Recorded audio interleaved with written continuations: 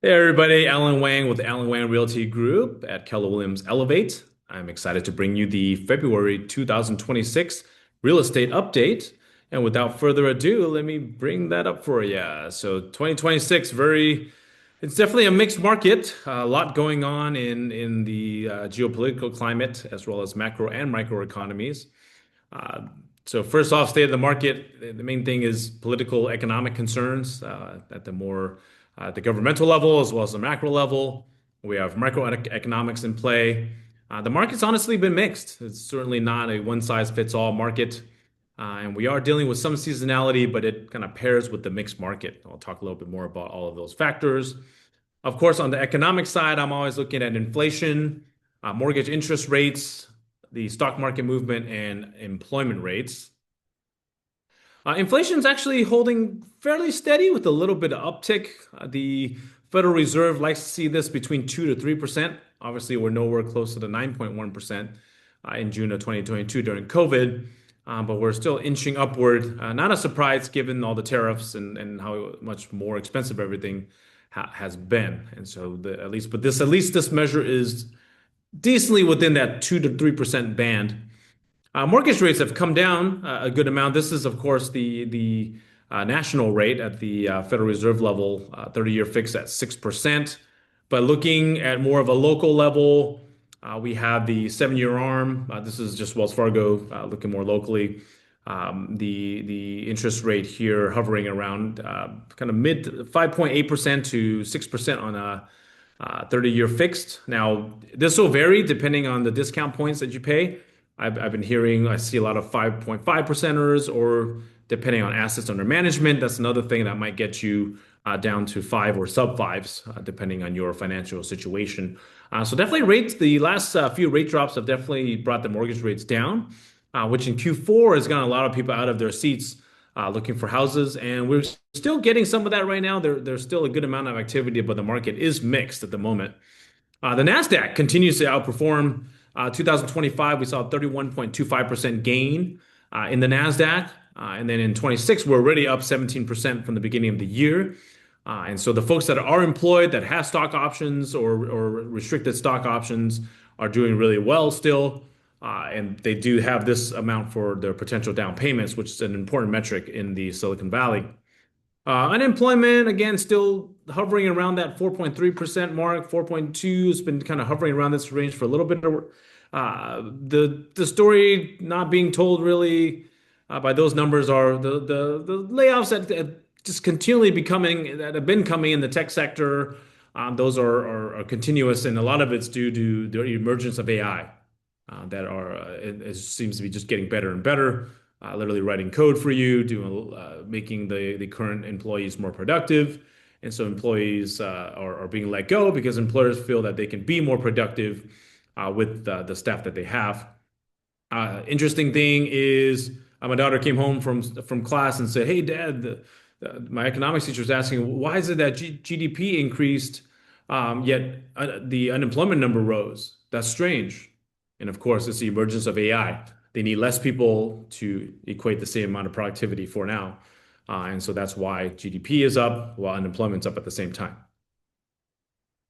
What are my projections? Well, at the geopolitical macroeconomics level, tariffs are the big thing. I mean, they were ruled illegal. Now there's another statute being cited to tariff some more. So a lot of uncertainty around as to what all this means. You have companies trying to get refunds on their tariffs. I mean, it's just a lot of uncertainty on that front.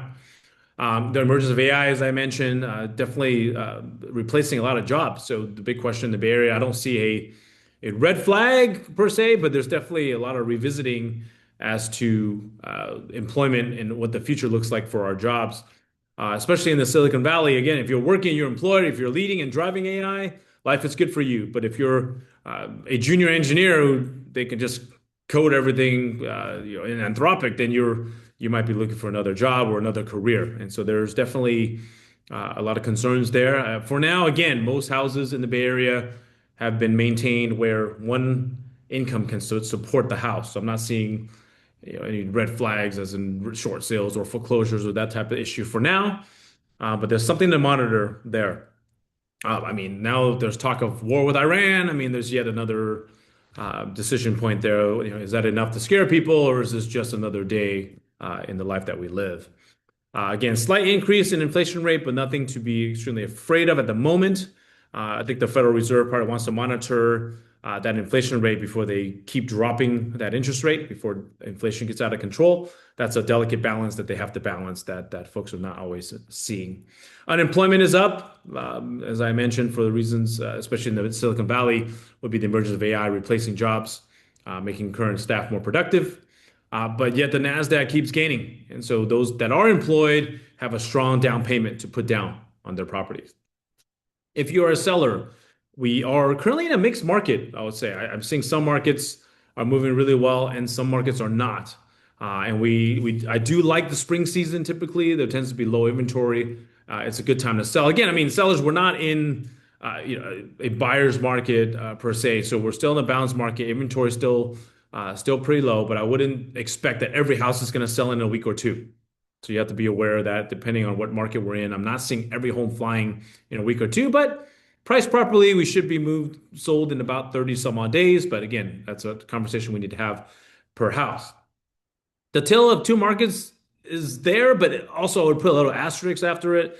Typically, homes in good school districts move, sell in a week, etc. But I am seeing homes, even in great school districts, not necessarily moving, which is a bit shocking. And so that's what I mean by mixed markets. Not every market is just 1 week, 2 weeks, bam, sold. So we have to look at your little micro market and to make sure that all that is happening for your market as well. In the non-school locations, I mean, oddly, in some of the non-school locations that doesn't have a supported by a great school, if the price is right, I'm seeing homes are pretty hot. People under certain price points are looking for deals, and they're out there and they're transacting. So that's a hotter and warmer market than typical. The townhome condo market is getting warmer than last year. I wouldn't say it's a full-blown recovery. I am seeing more traffic, more activity in a lot of our townhome and condo listings. But again, it's warmer, but I wouldn't say hot. I mean, last year it was more kind of cold warm. This year it's a little bit warmer. So if you're going to sell a townhome or condo, it might be a good time to do that. Buyers, interest rates are down and holding for now.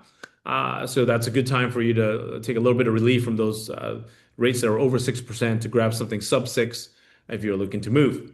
Inventory is still low, so you might not find what you like. And so that's what we noticed a lot last year into this year. If you might be out and looking, but there's just not much to buy. The inventory is pretty low. And so when the nice, beautiful home comes, people do fight for that beautiful home. So there will be a bidding situation and other skills that hopefully your agent knows how to deploy.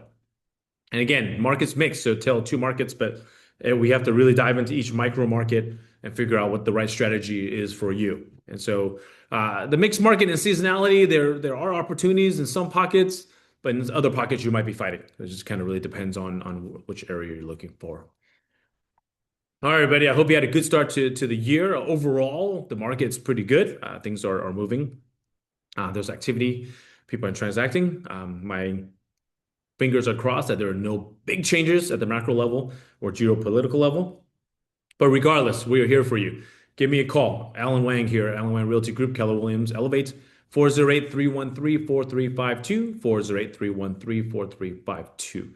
Text or a call, then we'll set up a consultation. All right. Well, I hope you have a blessed day. Take care now. Bye-bye.